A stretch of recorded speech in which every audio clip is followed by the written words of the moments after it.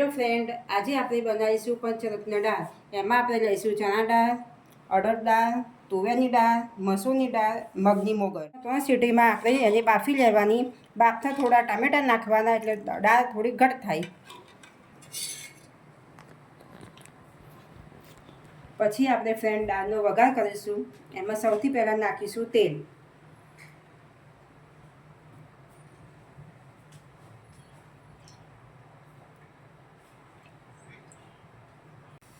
તેલ ગરમ થઈ જાય એટલે એમાં નાખીશું આપણે 1 ચમચી રાઈ.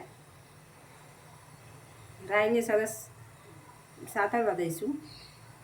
એટલે એમાં આપણે નાખીશું રાઈ થાય એટલે એમાં નાખીશું આપણે 1 ચમચી જીરું. જીરું નાખીને મીઠી લીમડી અને તુરંત ત્યાંમાં નાખી દઈશું કાપેલી ઝીણી સમારેલી ડુંગળી.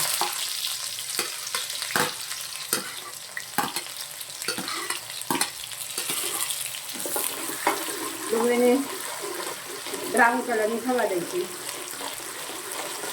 બ્રાઉન થઈ જાય એટલે એમાં નાખીશું આપણે ટામેટાં. ટામેટાં નાખવાની સાથે એમાં નાખીશું મીઠું. ટામેટાં સરસ ઓગળી જાય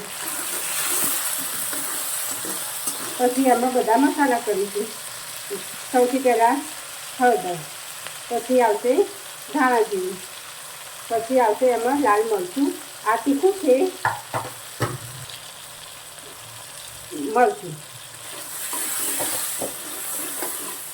મસાલા તાજે ને એની માટે આપણે થોડું નાખીશું એમાં પાણી. એમાં આપણે નાખીશું આદું, લસણ અને મરચાંની પેસ્ટ. સરસ બધાને ધીમા તાપે થવા દઈશું.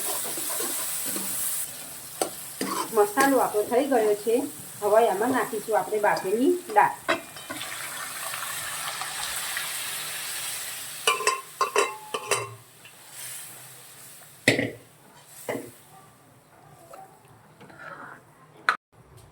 હવે આને આપણે જરૂર પ્રમાણે પાણી નાખીને ધીમા તાપે ઉકળવા દઈશું. 2 મિનિટ દાળ ઉકળી જાય પછી આપણે એનો ગેસ બંધ કરી દઈશું અને એનો હવે વઘાર કરીશું. એમાં આપણે વઘારમાં ઘીનો વઘાર કરીશું. 1 ચમચી ઘી નાખીશું.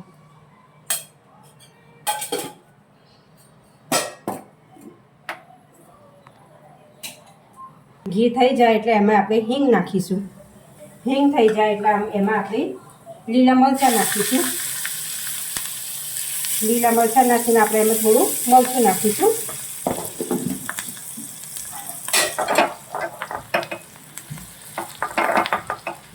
ને વઘાર આપણે દાળમાં નાખી દઈશું અને તરત આપણે ગેસ બંધ કરી દઈશું. કઢાઈ